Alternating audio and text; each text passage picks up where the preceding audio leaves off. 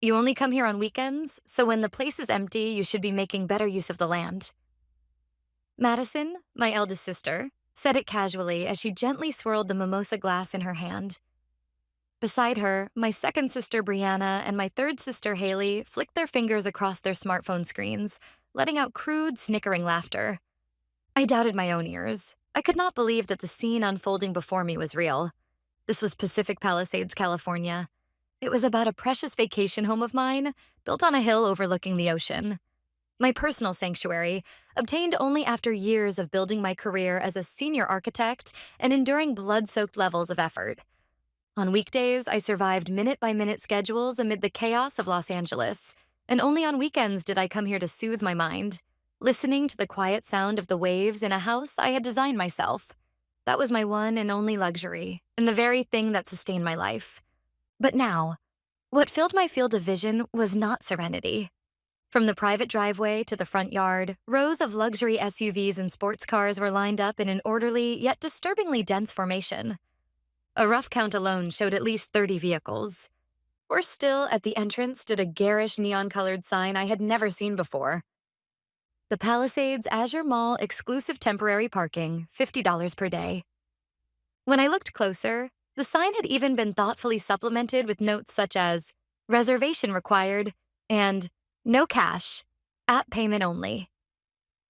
I felt my fingertips tremble with intense anger. What awaited me, after finishing work late on Friday night and driving out early Saturday morning to enjoy a peaceful weekend, was an unauthorized private parking lot being operated by my sisters. Explain this to me, please. What exactly is going on here? I got out of the car and walked toward an outdoor folding table set up near the front door. There, Madison and the others were seated as if they were enjoying a vacation, with the latest tablet devices placed casually in front of them. Madison slid her sunglasses down and looked up at me. Oh, Natalie, didn't you say you weren't coming this weekend? Answer the question. Did you seriously think it was okay to let strangers park on my property without my permission? At that point, Brianna, who had been silently fiddling with her phone, opened her mouth with visible annoyance. Hey, don't get so mad, okay? Did you see the Azure Mall right there? It's always completely full on weekends, and cars looking for parking are left wandering around with nowhere to go. We're just helping people who are in trouble. You could call it a social contribution. Social contribution? By using my private property without permission and charging $50 per car? Yes, because this land is way too big anyway. Haley then joined in. You know it's a waste for you to use this place all by yourself.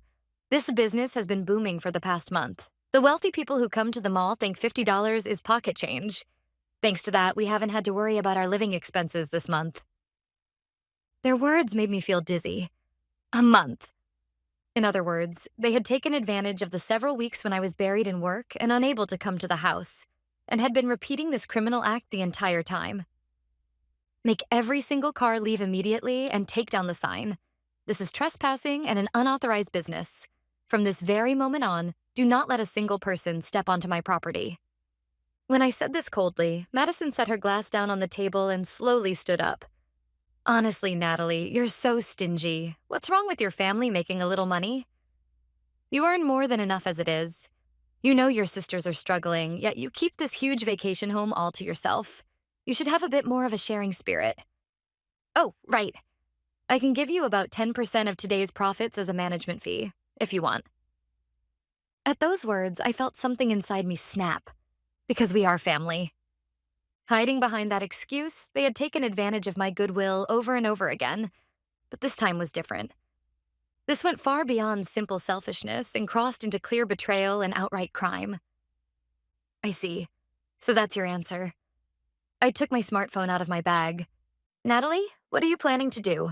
Madison asked, her face clouded with suspicion. I looked straight into their eyes and spoke carefully, one word at a time.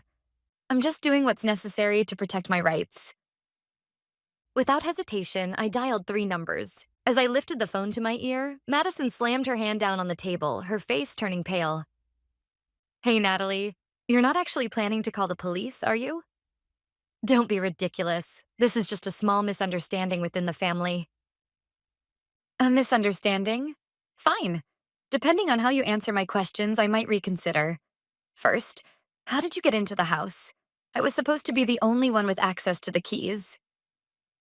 I was thinking of the electronic lock on the front door and the physical spare key I had hidden as a backup.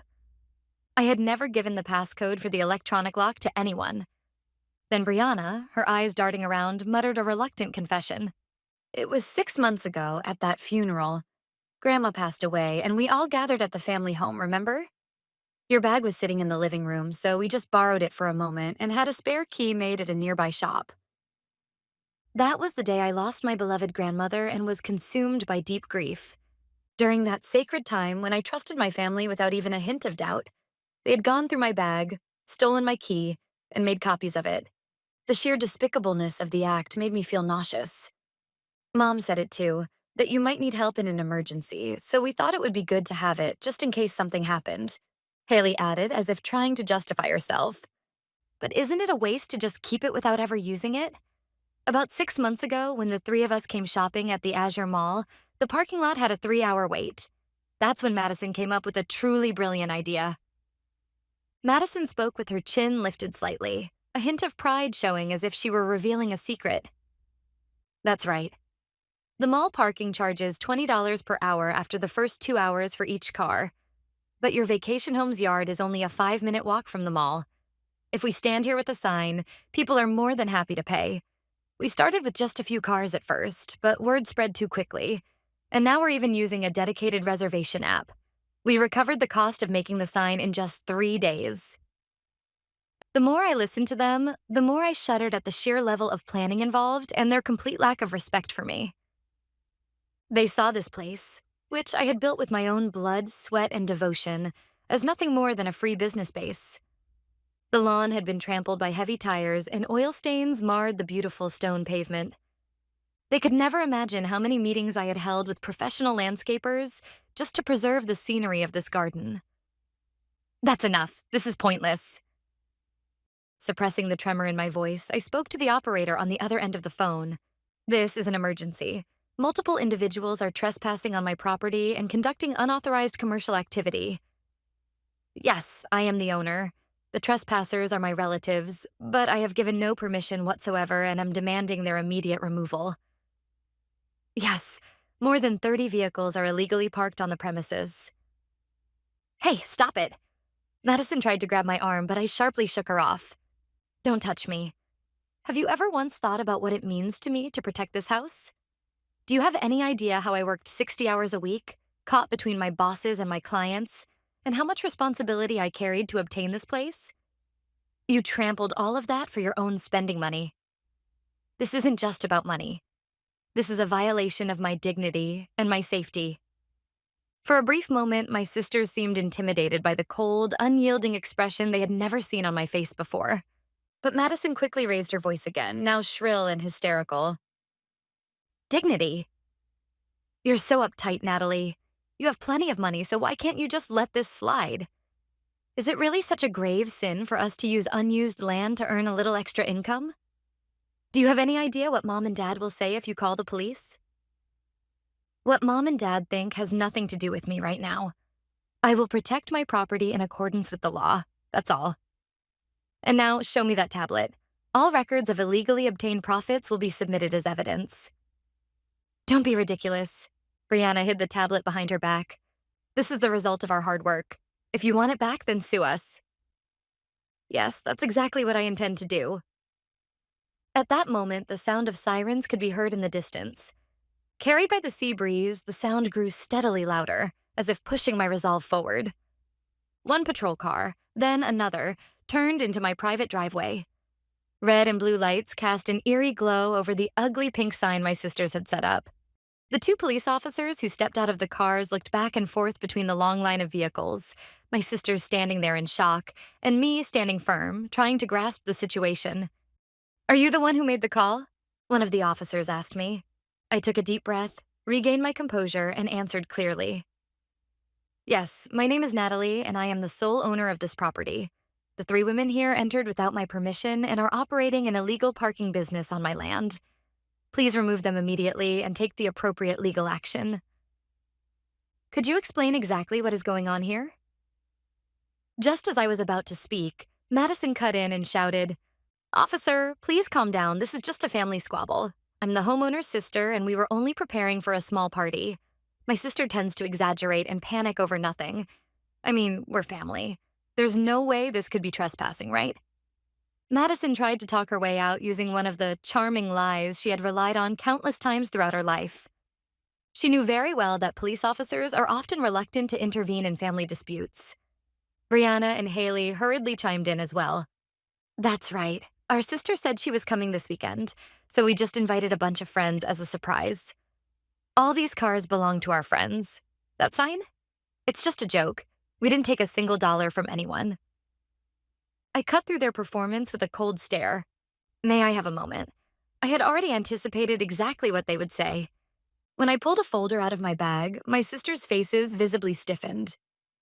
Inside that folder were not only copies of the property deed, but also detailed records covering the past month. First, ownership of this house belongs to me 100%. They do not reside here and have no right to enter without my permission. And this is the evidence of what they are calling a joke. On my smartphone, I showed screenshots of the reservation website they had been using for advertising, along with a video I had taken of the entrance sign clearly stating $50 per day. Then I pointed toward the table where they had been sitting moments earlier. On that table, there is a card reader for payments and a tablet that appears to be managing their sales. They are systematically and unlawfully using my private property for commercial purposes. In a residential area like Pacific Palisades, you are well aware how serious an offense unlicensed commercial activity and unauthorized use of private land can be. One of the officers walked over to the table and picked up the tablet. Madison screamed, "Don't touch that." But he ignored her and checked the screen. "Madison, did you really think I hadn't noticed?" At my words, Madison gasped. "What? What are you talking about?" "6 months ago, on the day of Grandma's funeral, when you secretly took my key and then put it back. I'm extremely meticulous about my belongings. I noticed the fine metal shavings clinging to the key." Brianna and Haley exchanged glances and began to tremble. But I didn't say anything at the time. I decided to wait and see how you were going to use that key. And about a month ago, I deliberately wrote in the family group chat, didn't I, that a major project had come in, that I probably wouldn't be able to come to the house for a month, and that the security system would be temporarily shut down for maintenance. "So, are you saying that was a trap?" Madison screamed. "Yes, you acted exactly as I expected. For the past month, I've been remotely checking all the footage from the hidden cameras I installed in the garden. When you ordered the sign, when you started collecting parking fees, who handled reception, and how much profit you made each day, all of it is saved right here on this smartphone and in the cloud." I held up the screen of my smartphone. On it were clear, date-stamped videos lined up, showing my sisters cheerfully taking cash from customers and prompting them to pay through an app. I could see the color drain from their faces all at once. The confidence of believing, our sister will forgive us in the end, finally collapsing. Officers, this was intentional. They built this business systematically, fully convinced that I would not come here. Everything is documented: where they placed the sign, how they attracted customers through social media, and the complete record up until my arrival today. This is not a momentary trespass, but a continuous, profit-driven criminal act carried out over an entire month.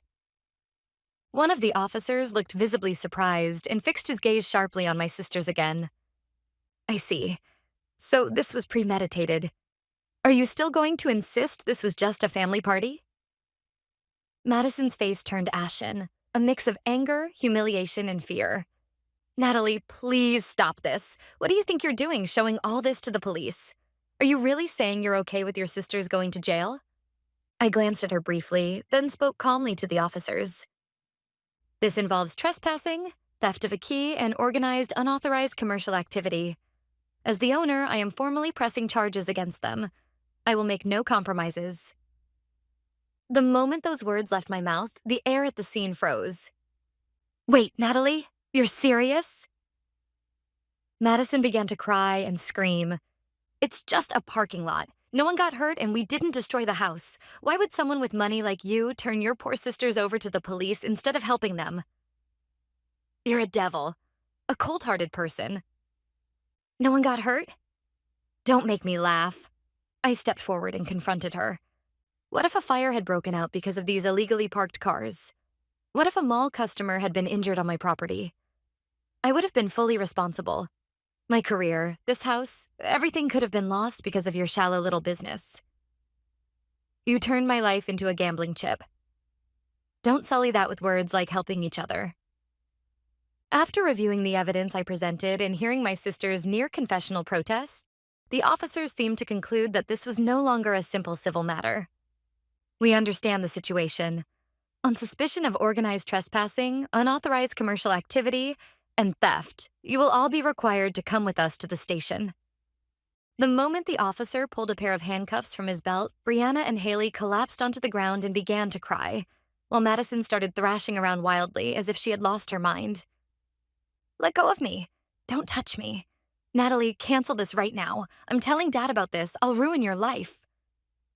Neighbors who heard the commotion came outside to see what was happening. In the once quiet seaside residential area, my sister's filthy screams and the crackle of police radio transmissions echoed loudly.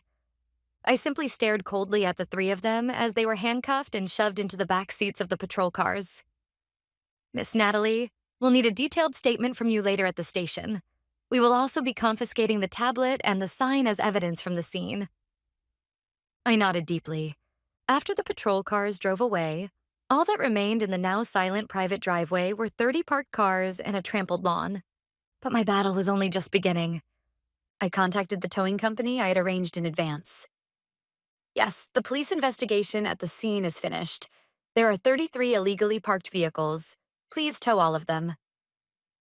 There were a few confrontations with returning customers, but I wordlessly shoved copies of the legal notice regarding trespassing that I had prepared beforehand into their hands and rejected every complaint. Then my smartphone began to vibrate violently. The name displayed on the screen was Mom. I took a deep breath and pressed the call button. Natalie, what on earth are you thinking? My mother's shrill voice pierced my eardrums through the phone. I just got a call from Madison. She said she's at the police station in handcuffs. Is it true that you turned your own sisters over to the police? This has to be a joke, right? Tell me it's a lie. Unfortunately, it's all true, Mom. They trespassed on my vacation home without my permission and ran an illegal parking business for an entire month, so I reported it in accordance with the law. Illegal parking business? They were just struggling and needed a little help to get by. As a successful sister like you, couldn't you have just been a bit more generous and watched over them? How can you treat your own family like criminals? Don't you have a heart? My mother's words were exactly what I had expected. It was the same logic she had always used, constantly indulging my sisters and pushing the responsibility of cleaning up after them onto me, the successful daughter. Mom, listen carefully. Do you know how they got into the house? I asked calmly, but with a voice as sharp as a blade. They stole my key from my bag on the day of Grandma's funeral and made copies of it. While I was grieving the loss of Grandma, they were already planning how to plunder my home. And you still think I should be generous? I could tell that my mother was momentarily left speechless on the other end of the line. But then my father, who must have been listening nearby, snatched the phone and unleashed an even harsher shout. Natalie, it's just a key for God's sake, and your vacation house is always empty anyway. What's wrong with making good use of it?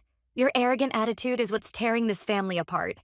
Go to the police right now and withdraw the complaint. If you don't, we're cutting ties with you. The moment I heard those words from my father, I felt the final line inside me collapse with an audible crash. You just said you'd cut ties with me as family, didn't you, Dad? I said quietly, but with unwavering resolve. Fine. Today, I called the police to stop my sister's crimes, but at the same time, I made the decision to sever myself from your disease of dependency. From now on, there is no place for you in my life. What are you saying? Natalie, are you serious? I am serious, and let me make this clear as well. I will be replacing all the locks on the house and installing the latest security system. From now on, if anyone steps onto my property without permission, even one of you, I will immediately report it as trespassing and take legal action.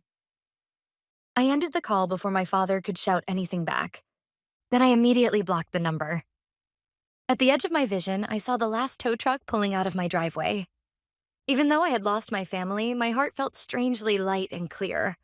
I had protected my home, and I had protected my dignity, my life itself.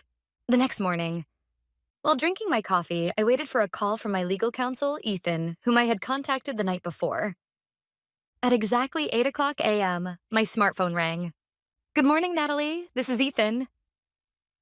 His voice was calm and businesslike, as always. That steady tone pulled me back from the storm of emotions of the previous night into cold, clear reality. "Ethan, what's the situation?" "Your sisters are currently being held in custody. Overnight, the video evidence you submitted, the number of vehicles that were towed, and the data from the confiscated tablet were reviewed. Trespassing and theft, along with violations of state law due to unauthorized commercial activity. All of this is more than sufficient to be formally pursued as a criminal case." "Are they saying anything?" "Madison is making the most noise. At first, she insisted it was just family fun. But when the video evidence was presented, she started lashing out, accusing you of using dirty, sting-like tactics." The police couldn't care to hear what she said. Brianna and Haley were just crying nonstop. "And one more thing.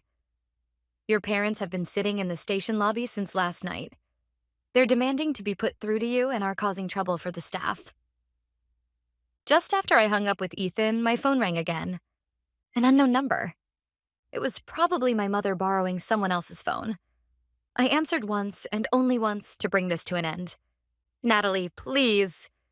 The furious shouting from yesterday was gone, replaced by a damp, trembling voice of pleading. I was wrong. Yesterday I panicked. "Please, Natalie, the girls are at their limit. Madison hasn't slept at all and is shaking nonstop, and Haley keeps throwing up. At this rate, their minds are going to break." "I'll do anything. I'll do exactly what you say. So please get them out of there. Please. I'm begging you." My mother was sobbing uncontrollably on the other end of the line. I had never imagined that my proud mother would ever humble herself this completely before her own daughter. But I knew. These tears were not remorse for the crimes my sisters had committed, but fear of the collapse of the family they had clung to. "All right, Mom, I'll give you one chance. But this is not to go back to being the same family as before. This is my final mercy so that I can sever all ties completely." I contacted Ethan and presented a single condition. An hour later, I went to the police station with my lawyer. There, my parents were waiting, looking as though they had aged 10 years overnight, along with my sisters, who had just had their handcuffs removed and stared ahead with hollow, soulless expressions. Without meeting their eyes, I placed several documents prepared by Ethan on the table. "There is only one condition. Sign these papers." The documents listed several clauses with full legal force. They would be permanently prohibited from entering any property I owned. They would be forbidden from contacting me by any means whatsoever. If they violated any of these terms, the current charges would be reinstated, and they would consent to immediate criminal prosecution. They would also agree to pay full compensation for the damages, including lawn restoration costs, towing fees, and all legal expenses. "If I sign this, you'll really forgive us, right?" Madison looked up at me while gripping the pen with trembling fingers. The arrogant gleam that once filled her eyes was gone, replaced by nothing but bottomless fear. One night in detention must have been a hellish experience for people as sheltered as they were. "I'm not forgiving you. I'm agreeing to have nothing to do with you. I will erase your existence from my life. If you accept that, I'll let you walk out of here today." The sisters didn't even have the composure to look at each other and sign the documents as if possessed. My parents watched in silence. They too seemed to realize that they had lost forever their golden goose and their reliable daughter. After the documents were accepted and the charges were formally withdrawn, they were released later that same day. However, what they were left with was not freedom. In the police database, arrest records for trespassing and theft were firmly etched next to their names. And those records would cling to them like dark shadows every time they tried to find new work or build any form of social credibility in the future. They would come to understand again and again throughout their lives just how heavy a shackle their shallow actions had become. As we left the police station, Madison turned back to look at me just once.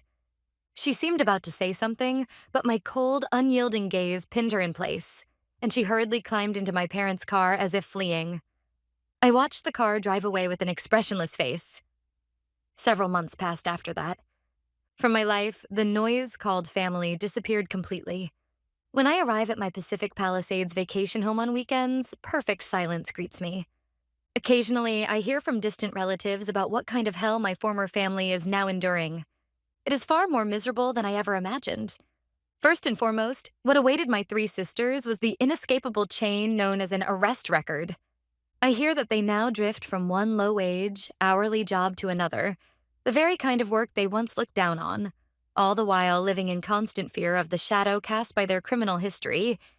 All of their brand name bags and jewelry have been sold off, and now they huddle together in a cramped room at my parents' house, spending their days hurling blame and insults at one another. And my parents, who had continued to indulge them, are now paying the price as well. On top of that, the compensation I demanded was by no means a small amount. In an attempt to lessen their daughter's criminal records, even slightly, my parents reportedly drained their retirement savings to cover the payments. No matter how financially destitute or mentally cornered they may be now, not a single ripple stirs in my heart. Because this is the path they chose of their own free will. I take deep pride in the decision I made. I cut away relationships that were poisoning me, and I protected my assets, my dignity, and my future.